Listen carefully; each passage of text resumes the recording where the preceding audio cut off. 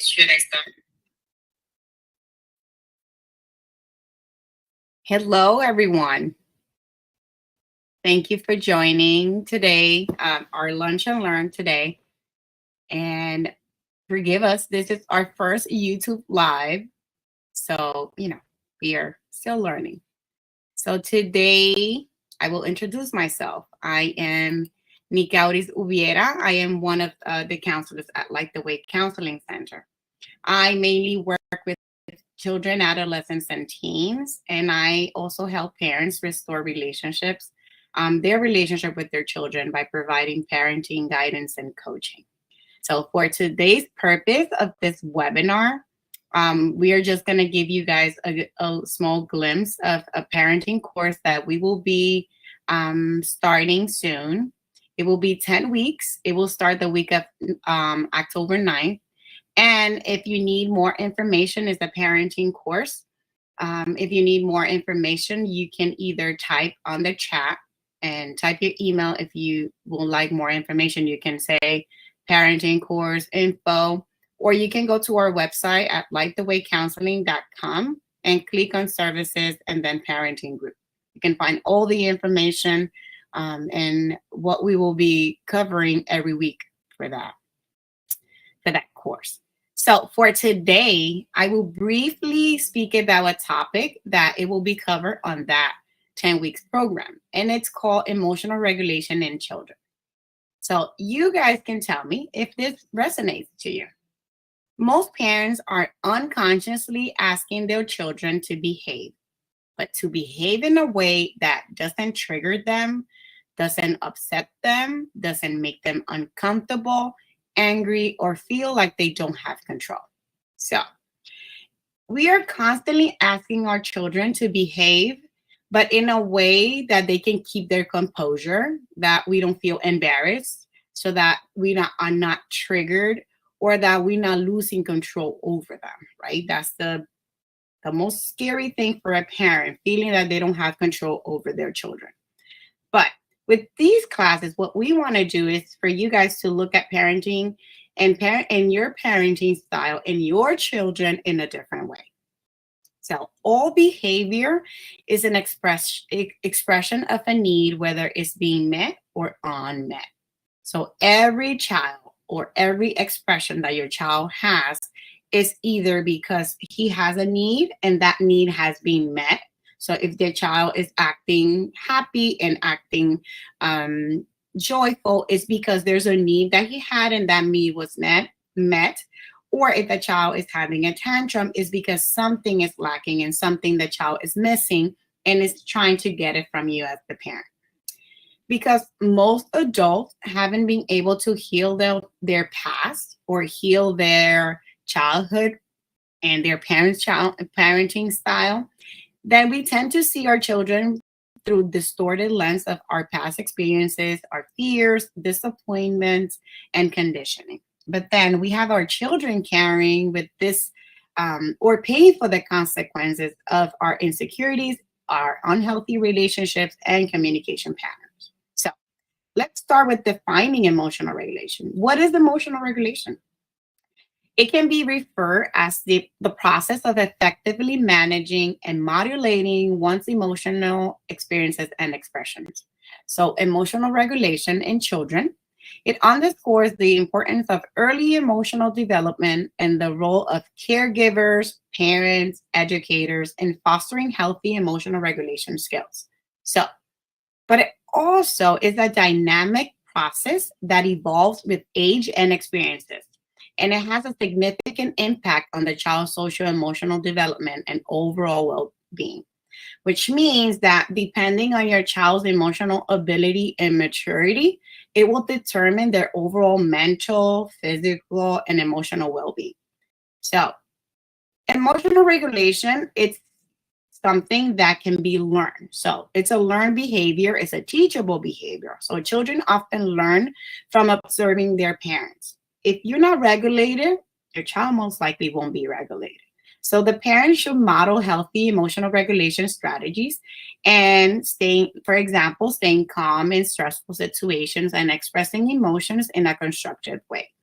This way, you can provide your child with valuable lessons, and the child will start picking up those things to see how you confront the world, how you confront challenges, how do you disagree with people, and they will imitate that behavior. So, how can we help our children regulate their emotions? Good question, right? We have to first understand emotions. We have to let our children know. We have to teach them how to understand their emotions. So, teaching children to recognize and label different emotions, for example, happy, sad, angry, scared. But we have to do it in a way that is through fun activities or play. We can either do emotion charades, we can do drawing faces or using emotion cards, but we have to help them identify the emotion and they can visualize it, they can see it. This is when you have a small children. When you have older children, you're not having a flashcard showing a sad face. They're going to tell you, oh, I'm sad, right? You will use other techniques for other older children. So another thing is expressing emotion and validating emotion. This is the big thing. We have to encourage our children to share their feelings with words, to talk about it. They can either do it through art, they can do coloring, they can do journaling. If they don't want to talk to you, they can write about their emotions. Also, we can role play various situations to practice expressing emotions appropriately. Validating emotion. This is something that parents should acknowledge and validate the child's emotions because you're letting them know it's okay to feel the way they feel. So, for example, if you have a child crying, you don't say, why are you crying? You shouldn't be crying, or you shouldn't act that way, because you're telling your child your emotion is not important. I need you to be quiet in a way. That's what we're telling them.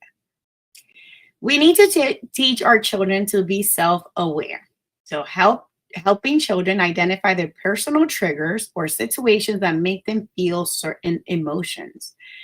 Understanding triggers and understanding what makes me upset, what gets me there, or what triggers me.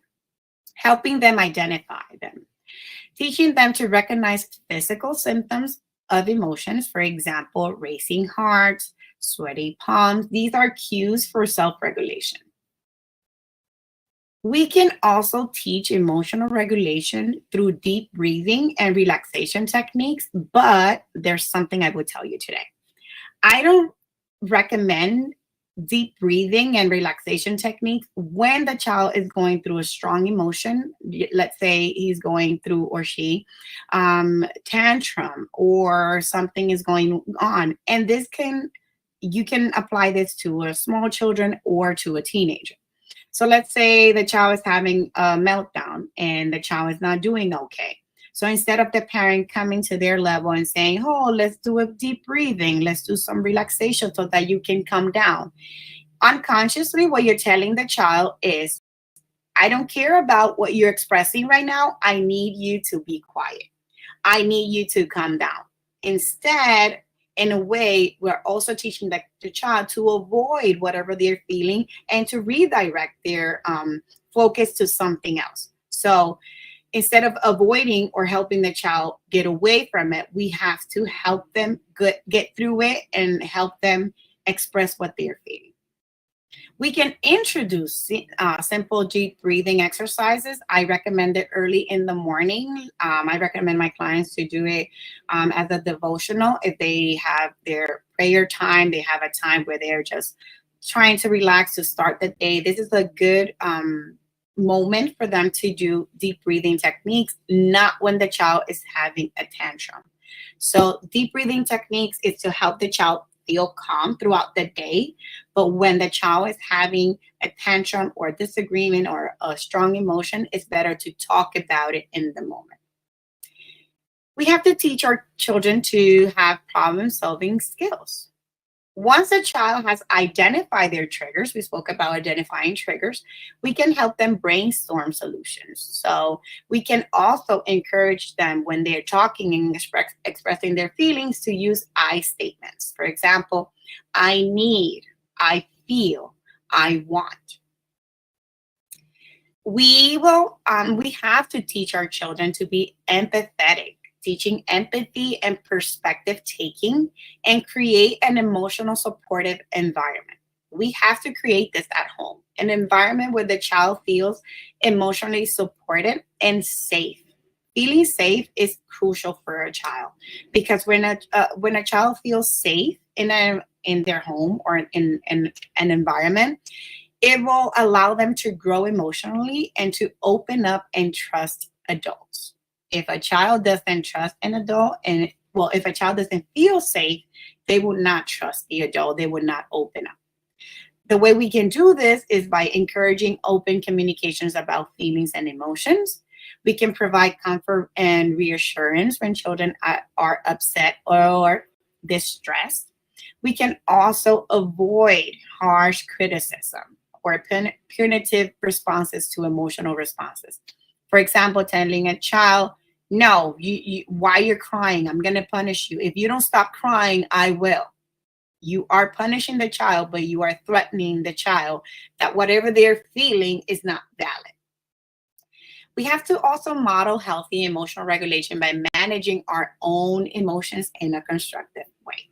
If I react in a dysregulated way, my child will do the same, because remember, they're imitating our behavior. And we have to promote understanding and respecting of others' emotions and others' perspective. Everybody has an opinion. We have to respect them. But the same way, that child's perspective and emotions should be valued so that they know my feelings matter. So, for example, I had a child who was telling a parent that they didn't want to play. Let's call this child Tommy. I don't want to play with Tommy. I don't like playing with him. I don't like him. The parent's response was, why don't you like him? You should like Tommy. He's a good kid. What do you think is wrong with this interaction between the parent and the child? The parent is unvalidating what the child is feeling. He doesn't want to play with that kid. He doesn't want to play with Tommy.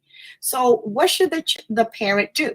Instead of questioning why the child feels that way, the parent can ask the child in a different way, how come you don't like Tommy? Did something happen? Did something went wrong? Why not why don't you like Tommy, but how come you don't like Tommy? Tell me. An example for a teenager could be, let's say, teenagers who are now trying new clothing and new things, and a parent comes to a child saying, that doesn't look right. Why you always like to wear that? You're questioning what the child likes. So instead, you can say, hey, how come you haven't tried this new style of clothing? So it depends the way we communicate and the way we express, or yeah, how we convey a message. The child would take it in a good or in a bad way. So by doing these things, we are letting your child know that their opinion matters, that their perspective is valued and respected, same as others.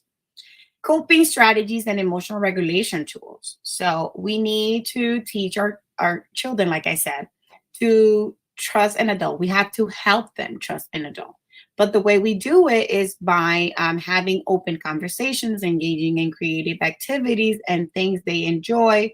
We can also encourage them to talk to someone they trust. It could be an adult they trust. It doesn't necessarily mean you as a parent, but someone they can be open to. Also, we can teach our children emotional regulation tools like mindfulness and mind and body connection. And the way we can do this is we can create journals, or we can give them journals. We can have stress bowls or calming corners in classrooms or in the home, so that the child know he has a space where he can go and calm down or express his feelings and emotion.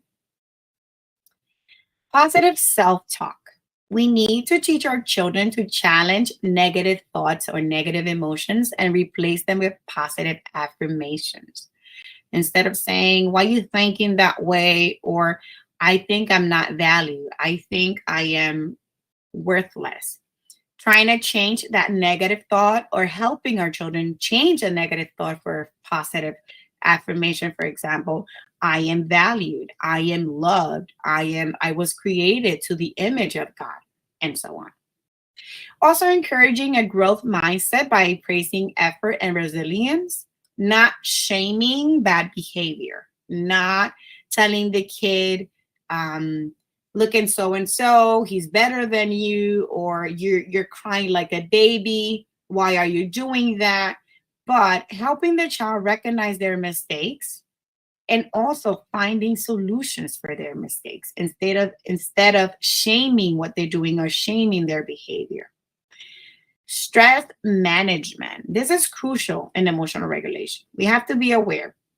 We have to be aware of common sources of stress in children. So our kids are dealing with either school, sports, peer pressure, relationships. And if you have an older child, they are thinking about going to college, applying for a job, and becoming a young adult. So we need to find strategies to help them reduce stress and understand them. Sometimes we have parents who say to their kids, why can you wash the dishes? You have nothing to do. They have a lot on their plate. Even though we think they don't do much, then go to school. But think about it. If you have a child who goes to school from 8 to 3, then there's some kids who do sports. Sometimes they have to stay after school. There's some other kids that do music, band. So there are activities that they have to go to after school, and they be getting home by 7, 8. Then they have to do homework. They have to deal with, again, peer pressure, relationship, friendships.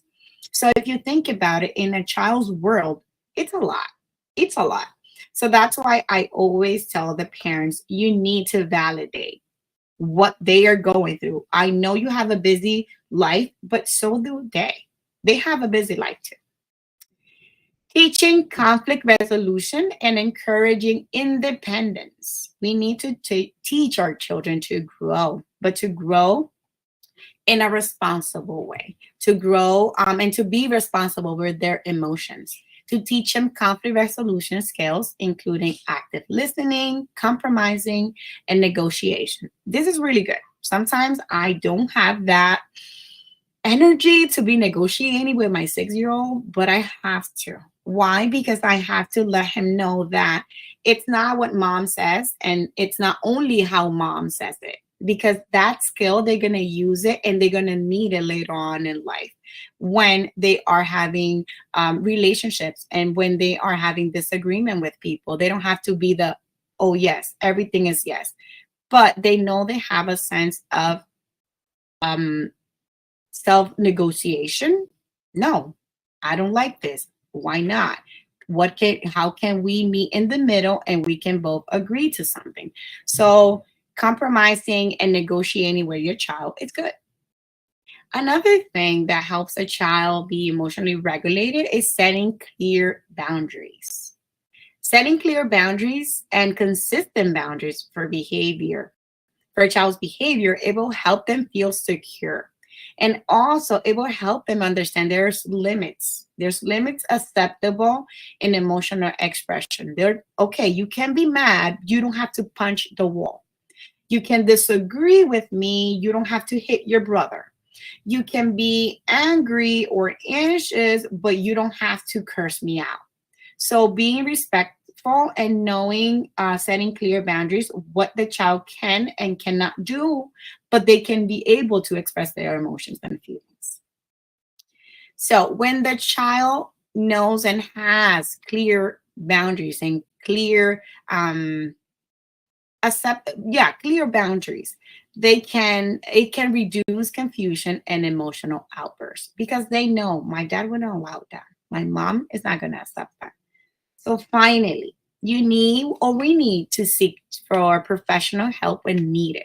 If you have a child who's constantly struggling with emotional regulation, and it may be beneficial for you to seek for professional help. You could be a therapist, a counselor, or someone that specializes in children, adolescents, and also in mental health. So now we are open for questions. I know this was very brief, but like I said, We will have a 10 weeks program that will cover everything that I spoke about and many more topics. So if you have any questions, this is the time to ask. So I will read one question. It says, what do you recommend for those teenagers that just like speaking about their emotions and shut down? What can we do as a parent? So having a teenager that that doesn't like to speak about their emotions. So a teenager who is shutting down and not speaking about the emotions, then you will have to see first, what is the child's personality? Is the child an introvert or an extrovert? Trying to find ways that you can get the information. So we are not investigators. We're not trying to in a way, we're not here to let the child know that I want to know what's going on in your life because I'm trying to be nosy, but I want to be part of your life. So engaging in conversations with the child where you express your emotions and you express your feelings to them. For example, one thing I would do with my daughter, she's not very expressive. She doesn't like to talk about emotions. What I do with her is when I come from work, I say, ooh, I had a heavy day at work. I feel this way. I feel a little stressed today because things didn't go my way. So I'm teaching her how to be expressive. I'm teaching her that here, and also remember what I said, you need to create a safe space where the child feel that he can trust the adult. So it depends what's the relationship with the child, what's the relationship of the parent and the child, and also to see if the child feels safe at home. If he does, it means that the child is not expressive. Then you will need to find ways to help the child be more open to you. But again, we have ways that we can manage that. We have ways that we can get to a child without being interrogating the child.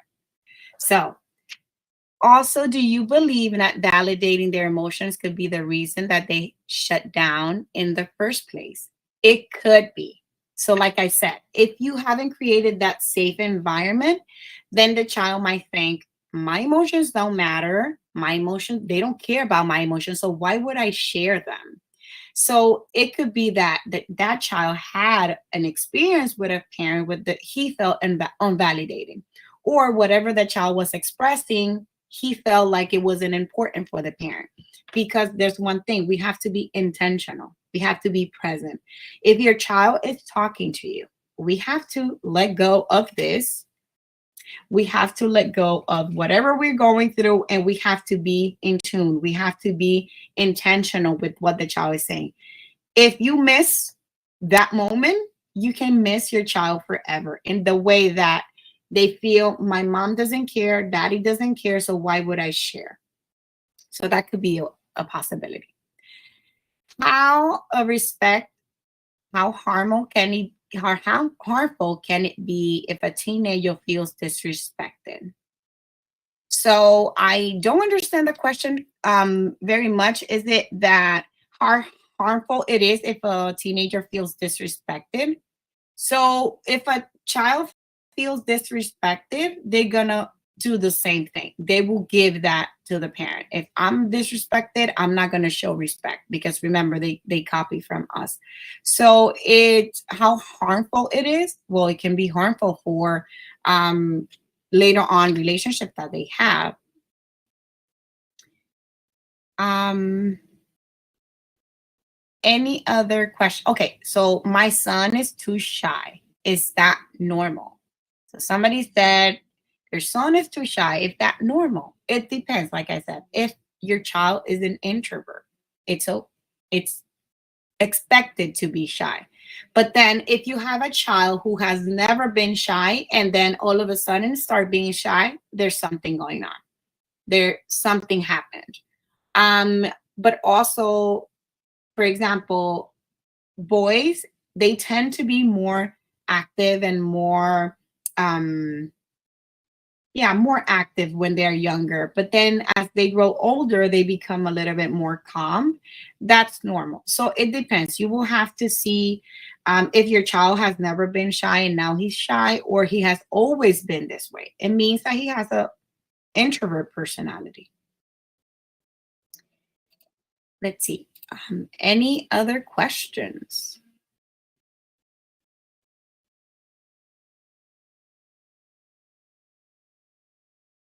And type in the chat. Also, I believe you can type in YouTube chat. They will come directly to us.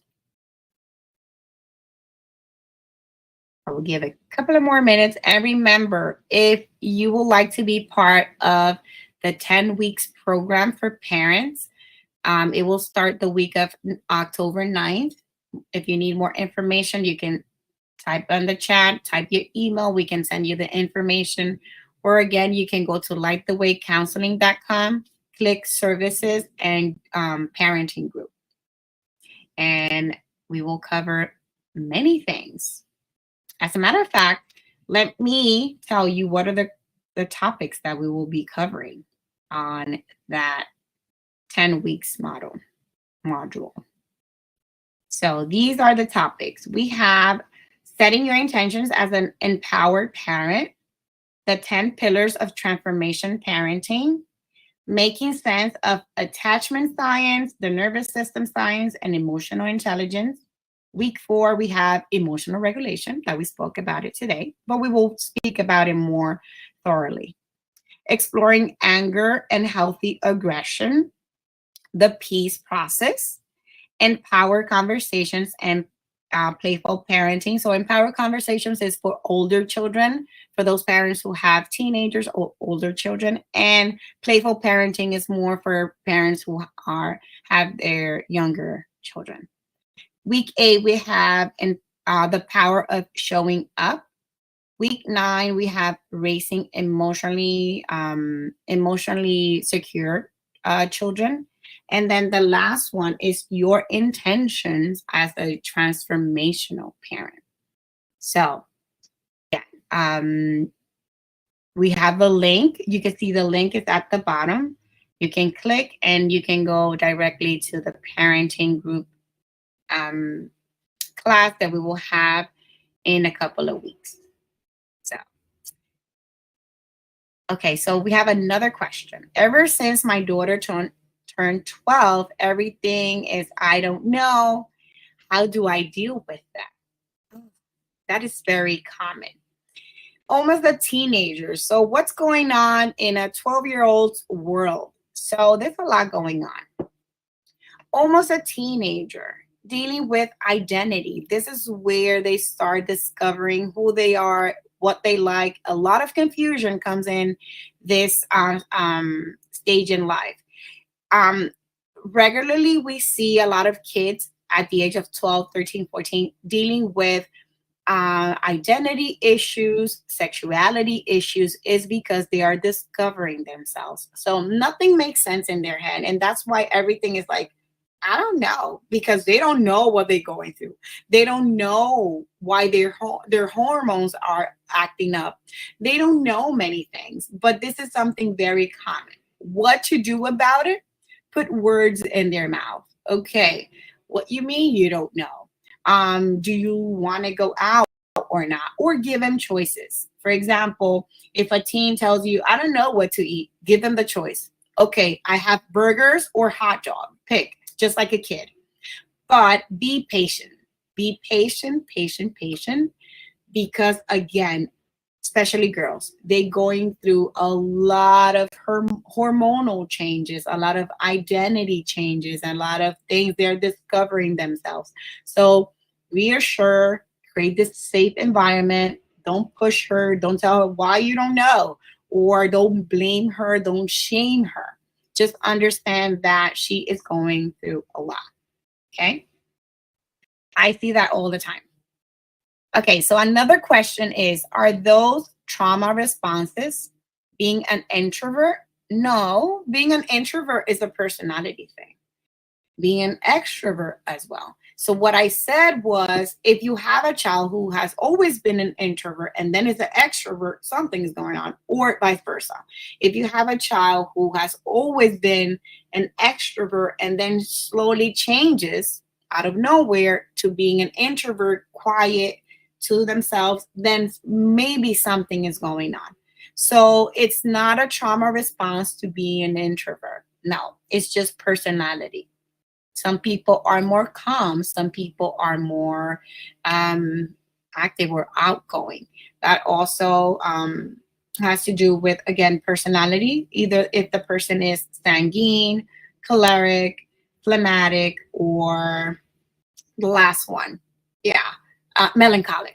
So it depends the person's personality. If the person is melancholic and phlegmatic, the person tends to be introvert. It's more calm, it's more slow. If the person is choleric and sanguine, the person is more outgoing and extrovert. Okay.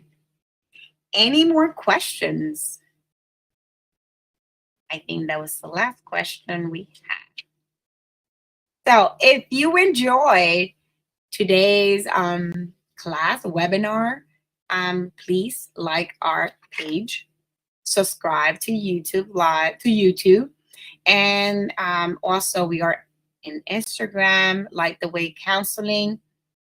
Like our page, share our page, and we will have more of these topics, not only about parenting, but also in many other topics. We will have these type of webinars. So I hope you enjoy. If there's no more questions, I think that will be all for today. Thank you for joining, and thank you for your questions.